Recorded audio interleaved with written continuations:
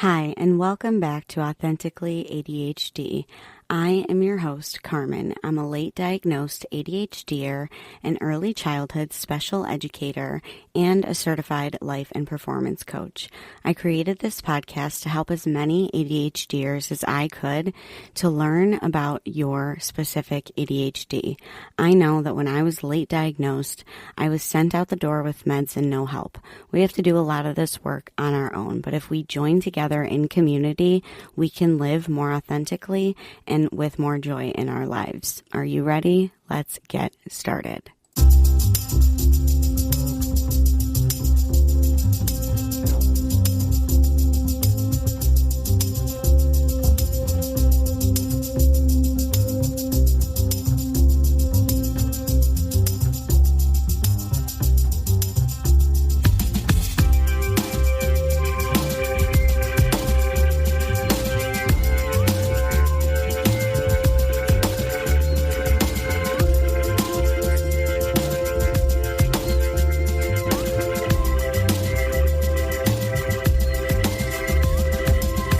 Hi, my friend, and welcome back to the podcast.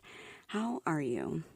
I'm hanging in there. I mean, can you believe it's February already?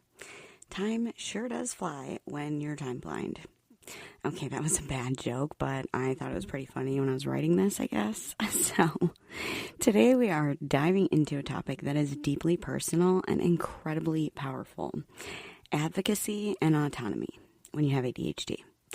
And for those of us who are neurodiverse, these two concepts are vital to successfully navigate the world around us while being our true selves. It's also very difficult for us to wrap our minds around these topics and ideas.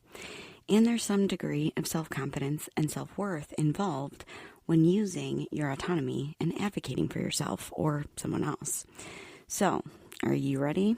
Let's get started. We're going to start with advocacy. The definition of advocacy is standing up for yourself or others, ensuring that your or their needs and rights are being respected and or met. This may sound simple, but for us ADHDers, it can feel like an uphill battle. Many of us have spent years and sometimes even decades hearing that we are too much, not enough, too messy, too dramatic, etc., etc.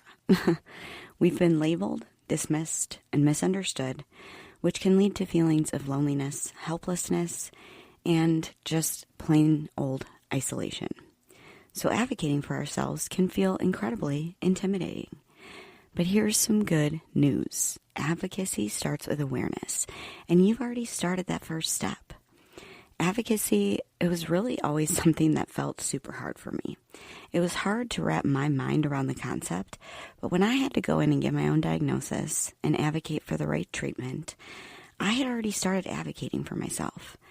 But it gets harder for doing it and advocating for yourself when it means involving other people and asking for help and or accommodations. I want to really validate how emotional this process can be. Like I've learned, it can be very difficult and intimidating even if you've done it before.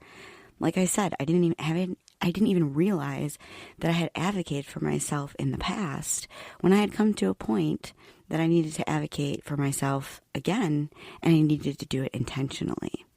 Now, was I gaining my diagnosis intentionally? Yes, but I didn't realize that I was advocating for myself. I didn't realize that's what it was. So, to help me map out advocating for myself, I now think about it in 3 steps. First is awareness, second is articulation, and 3 is action. Yes, they all start with an A. It's easier to remember. The first step is awareness. This is basically understanding your unique ADHD brain and what it needs to thrive. Are you a person that needs structure? Are you a person that needs more flexibility? Do you need clear communication? Deadline reminders? Figure out what these things are. And then the next step is articulation. That is literally what it sounds like. turning those needs into words or requests depending on who you are asking this accommodation from, basically. Like is it for work? Is it for a relationship? Is it for school? Putting it into words that fit the situation. And finally, action. Being sure that your needs and rights are met and followed through on, whether it's in a relationship, at work, or at school.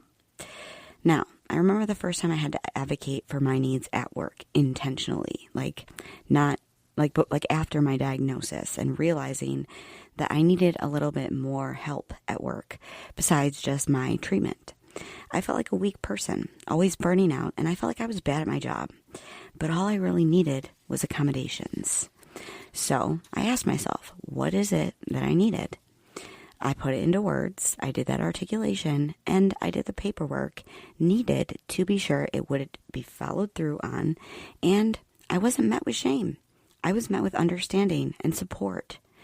Advocacy is not about demanding special treatment, and although it might be scary, it is not always met with shame. It can be met with understanding and support. It's actually maybe a little bit of a red flag if it's met with shame, because it's not about demanding special treatment.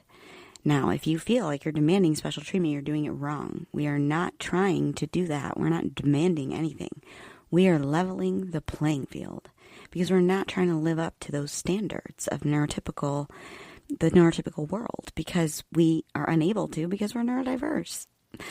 So let's shift gears and talk about autonomy. Autonomy is the ability to make choices and decisions independently. This is another thing that's difficult for us because it involves creating systems, routines, and habits that work for our specific brains, not forcing ourselves to meet the neurotypical standards.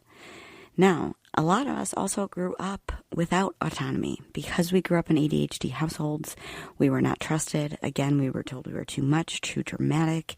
I didn't get my license until I was 18 years old. I was a bad driver. I validate that now. But again, my autonomy that was taken away from me. Now, was it taken away from me on purpose because I was a bad driver? No, that wasn't the only reason. It's because I live in a family of people who have ADHD who are very unaware of the fact that they have ADHD. And we all procrastinate and we all do the same things, meaning I was almost 18 before I got my driver's license. Probably safer and better for everybody. But autonomy means embracing the fact that you have ADHD as a part of who you are, and that it's not something to be fixed. Just like me being a bad driver, it was not me fixing my ADHD so I could be a better driver. It was me leveling the playing field with treatment so that I could drive more safely, so that I physically got in less accidents and got less tickets. By the way, that's real data. Before being treated for ADHD, or in my 20s, from 18 to somewhere in my mid-20s, I was in, 6 or 7 accidents, including fender benders and one-car accidents, meaning my car and my car only, and tickets.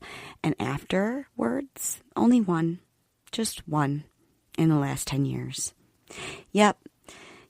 So that's the physical evidence that I have about driving. But it's understanding that and not shaming yourself for not being able to live up to neurotypical standards. It's about realizing that you need support and finding out what works for you. Treatment, accommodations, reminders, systems, and habits, and then using them without shame. Autonomy also involves some self-trust. You have to trust in yourself that you know what's best for you. That you and only you know what's really best for you, even though others may not understand. I've learned that stating my needs clearly and kindly without oversharing works if I feel the need to explain why, for example, I leave the building for my lunch breaks, or why I journal with check-in pages throughout the day, or why my morning routine is so long. Autonomy is a super abstract concept, so here is a metaphor that I like to think of to help us understand. So I like to think of autonomy like driving a car. Ha ha ha. Funny joke, right? No, it's not actually a joke. It just really helps me because driving a car is something that is hard for me even while I'm medicated. So when you're the driver, you decide the destination, the speed, and the route. Advocacy is about making sure the car is equipped with the tools you need. A GPS, something I always need, a full tank of gas, or at least enough gas to get where you're going, and maybe some snacks for the road if it's going to be a while. When you put the two things together, advocacy and autonomy allow you to navigate, journey your life like on your terms. When you don't have any advocacy and you don't have autonomy and you're the driver and you maybe decide the destination and you decide the speed, but then you go a little lead foot and you go off route because you're impulsive, then it feels like you are living life on someone else's terms, okay? And that's something that we don't want to do. We want to live life on our terms, all right? So in the next segment, we are going to deep dive into some strategies to build the skills of advocacy and autonomy.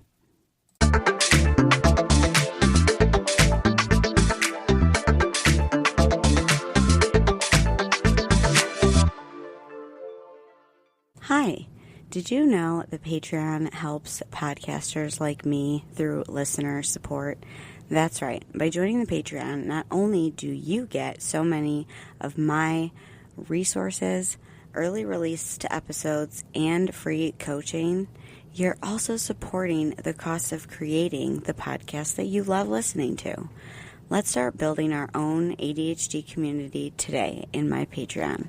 The link is down in the show notes. Hope to see you over there. Okay, now back to the show.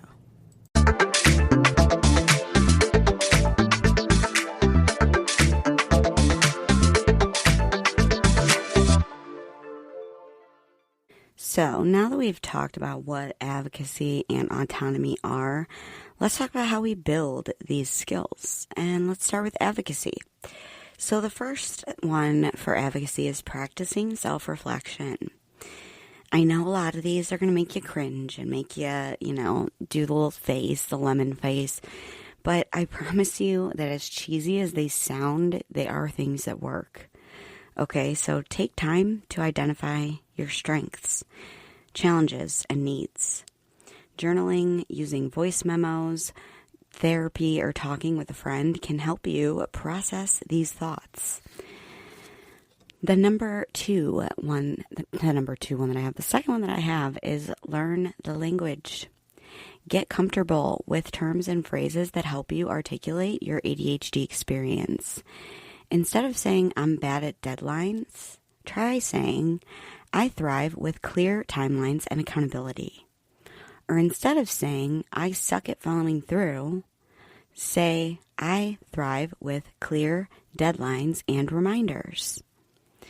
These things help show our strengths instead of talking about ourselves as at a deficit. A deficit mindset like that can make you feel small, and it can really, really dampen your autonomy and advocacy.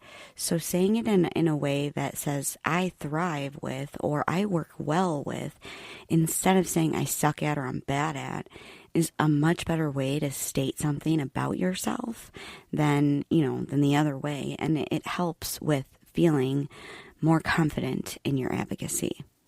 And number 3, start small. Advocacy doesn't always have to be big. Bold statement, I know. It can be as simple as asking a coworker to send you meeting notes or requesting a quiet workspace. It could be as simple as buying a pair of loops online and using them at work and not saying anything to anybody. Because it's a law under the ADA that you are allowed to wear, noise canceling or whatever types of accommodations that you need, as long as you've disclosed your ADHD to your workplace. And yes, I'm referring to myself. I bought loops and I use them, and I did not have to disclose anything to anybody because I've already informed my worker, my administration, that I have ADHD. So if they were to ask me what's in your ear, I'd explain what it was, and then hopefully we'd just go back both. Oh, those are cool, and go back to our days. Now, it would be different if they were to say something to me that, about them that was like, take those out or you can't use those. I'd understand if it was like a headphone or something that I was using, because that's what I used to have to use. But then I got loops, and loops are under the ADA, which is the Accommodations for Americans with Disabilities Act. So that's when you have a disability, that's the law. They have to follow certain laws. And this is a little bit where autonomy kicks in, because some people might be approached and told to take these loops out, and they may not say anything and just take them out. Autonomy does mean standing up for yourself in saying, no, under the ADA law, I am allowed to wear these because I've disclosed to you that I have ADHD. And here's the email. I would suggest that you follow up any verbal conversations with emails. Here's the email that says that I did so. So let's talk about the 3 tips for autonomy. That was like a bonus one. Number 1, experiment. Try different tools, strategies, and systems to find what works for you. Remember, it's okay if something doesn't stick. Keep experimenting until you find your groove and what works for you. Be persistent about it, or it's not going to work, okay? And I didn't say consistent, I said persistent. That means just keep getting up. You can stay on the ground for a minute. You can stay there and wallow, feel your feelings, and then reassess, readjust, and try again. Number 2, set boundaries. Autonomy often requires saying no to things that don't serve you, and this can be really tough. But boundaries are essential for protecting your time, energy, and mental health. My accommodation at work is a boundary. I need a certain amount of days off a month in order to not burn out, in order to protect my energy, my mental health, and my time, in order to get coaching and to go to the doctor and do all of those things and not burn myself out. Number 3, celebrate your wins. Every time you take a step toward autonomy or toward anything that is a step forward in the right direction or in the direction you want to go, celebrate it. Whether it's creating a new routine or advocating for a need or just completing a routine, celebrate it. Acknowledge your growth and process, because it is a big deal. As much as your brain wants to tell you it's not, it is. Advocacy in action. Advocacy doesn't just happen in personal settings. It's also about creating systemic change. Advocacy, I could talk. We're almost there. ADHD and advocacy can look like this: educating others about ADHD to reduce the stigma, pushing for workplace accommodations or policy changes, supporting ADHD-focused organizations or initiatives. All of these things are helping ADHD and advocacy. You listening to this podcast and me creating this podcast is ADHD advocacy. Remember, advocacy doesn't have to be perfect or polished. Sometimes it's messy and uncomfortable, but I promise you it's always worth it. As we close in today's episode, I want to leave you with this. Advocacy and autonomy are lifelong journeys. They're not destinations that you arrive at and check off a list. They're skills that you build, refine, and adapt as you grow. They are our life's work. Whether you're just starting to advocate for yourself or you're deep in the work of creating an autonomous life, know that you're not alone. You're part of a community of resilient, resourceful individuals who are rewriting the narrative around ADHD. It's no longer a deficit, okay? It might be a disability, but we can manage. And if you found today's episode helpful, I'd love to hear from you. My link tree is down below. And I love to hear, what does advocacy and autonomy look like in your life? What does it mean? Share your thoughts with me, or share the podcast on social media, or leave a review. And as always, thank you for tuning in to Authentically ADHD. That's all I have for now. Stay authentic, and we will talk soon.